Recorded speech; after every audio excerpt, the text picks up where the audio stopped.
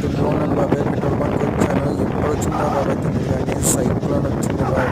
Video record చేస్తాను కానీ ఉరుముతో నొప్పులతో చూడండి బాబాయ్. అది మామూలుగా ఉండవు, లాగెత్తా పైకి వస్తే బయటికి వెళ్తున్నాను. పైకి లాగెత్తా అది. ఏపీలో మరి ఇంత దారుణం.